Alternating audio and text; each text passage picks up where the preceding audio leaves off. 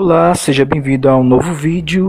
Esse vídeo é o segundo vídeo da Batalha de Verdun. Se não viu o primeiro, vou deixar aqui um card para você ver ou a playlist. Não se esqueça de deixar aqui o seu like, gostei, se inscreva no meu canal. No vídeo anterior eu falei um pouco sobre as motivações alemãs para atacar Verdun e suas fortalezas, que era tomar a principal fortaleza francesa e com um significado patriótico importante para os franceses, pois assim achavam que poderiam fazer a moral francesa cair e levando a França a se render e levando com isso a Grã-Bretanha a iniciar negociações de paz com a saída da França da guerra. Mas justamente por ser um símbolo de defesa nacional, os franceses nunca desistiriam de Verdun, e isso contribuiu para que essa batalha durasse 303 dias. O chefe do Estado-Maior do exército alemão, Erich von Falkenhayn, acreditava que, embora seu exército talvez não conseguisse avançar ou tomar a região, o exército francês ainda poderia ser derrotado se sofresse um número considerável de baixas defendendo-se.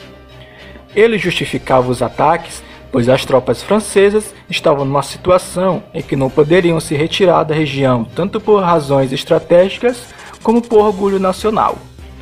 No início de 1916, a muito elogiada invulnerabilidade dos anéis de fortes de Verdun foi seriamente abalada pelos próprios franceses. O general francês Joffre concluiu que, dada a facilidade que os alemães tomaram as fortalezas belgas em Liege e em Namur, este tipo de sistema defensivo era obsoleto e já não era eficaz contra os projéteis das armas pesadas dos alemães. Por isso, no seguimento de uma diretiva do Estado-Maior, datada de 5 de agosto de 1915, foram removidos do setor de Verdun 50 baterias de artilharia e 128.000 munições de artilharia. Esta retirada de equipamento decorria ainda em janeiro de 1916. Além disso, os fortes de Douaumont e Vaux foram selecionados para serem destruídos e as cargas explosivas para sua demolição já estavam colocadas quando teve início o assalto alemão a 24 de fevereiro de 1916. Por fim, os 18 fortes de maior dimensão e outras baterias perto de Verdun ficaram com menos de 300 armas e as munições foram reduzidas, enquanto que as suas guarnições foram reduzidas a pequenos grupos de manutenção. Foi um enfraquecimento tão drástico que agora era mais fácil defender as áreas da floresta ao redor da cidade de que Verdun do que a fortaleza em si. Eram pouquíssimos soldados lá dentro. A tarefa de sitiar Verdun caiu para o 5º Exército Alemão sob o comando do príncipe herdeiro Wilhelm. Originalmente programada para começar no dia 12 de fevereiro, a ofensiva, que recebeu o nome de Gericht, julgamento, foi adiada para 21 de fevereiro por causa de um mau tempo. Nesse meio tempo, o comandante-em-chefe francês recebeu informações sobre o ataque iminente, desdobrando rapidamente reforços para o 2º Exército francês. Enquanto isso, o comandante da fortaleza, o tenente-coronel Émile Drian, também político e autor publicado, tentou em vão melhorar o sistema de trincheira de Verdun com o tempo. Drian se preparou para o ataque destacando 2 batalhões liderados por ele mesmo na ponta da saliência de Verdun, na margem leste do rio Meuse. Mas a situação não estava boa para os franceses, pois mesmo com esse reforço, a força total francesa em Verdun era agora de 34 batalhões contra 72 batalhões do lado alemão. Ele teria que enfrentar uma oposição formidável, 1 milhão de soldados alemães contra 200.000 franceses. A artilharia francesa estava em maior desvantagem ainda. Os franceses tinham cerca de 300 armas, a maior parte delas de calibre leve, 75 mm, contra 1.400 peças de artilharia dos alemães, a maior parte delas pesadas e muito pesadas, incluindo morteiros de 14 e 16 polegadas. O ataque finalmente começou às 7h15 do dia 21 de fevereiro, com o príncipe herdeiro Wilhelm abrindo a batalha com suas baterias de artilharia posicionadas ao longo de uma frente de 13 km. As armas bem servidas por boas instalações ferroviárias próximas.